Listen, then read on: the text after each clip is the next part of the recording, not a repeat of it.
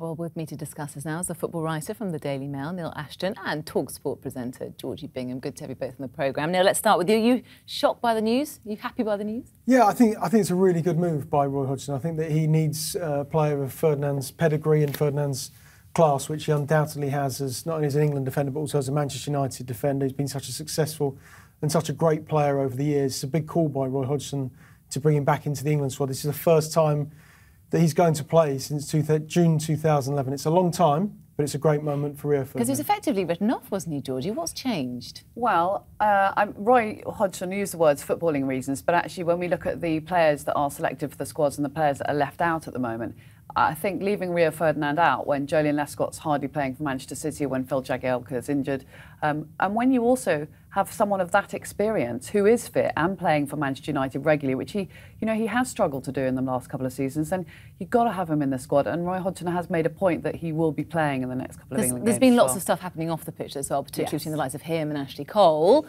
What's the atmosphere going to be like between those two? Well, that's something they'll have to resolve next week because they're going to spend a week together at St George's Park before they travel out to Rimini to play San Marino in a World Cup qualifier.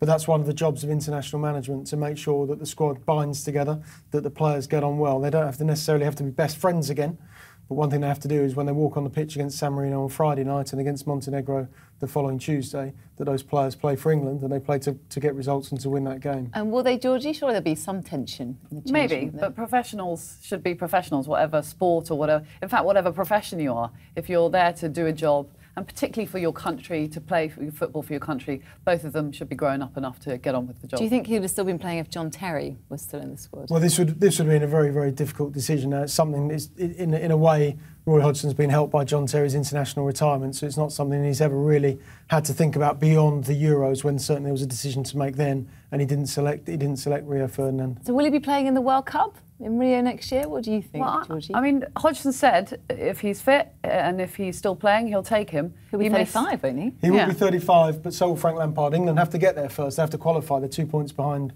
Montenegro at the top of Group H. So that's something that they have to consider. Once they get there, then they can start thinking about Rio Ferdinand's international future. Would you have picked him, yes or no? Definitely, yeah. Yes. Oh, well done. Thumbs up from you two. Thanks very much.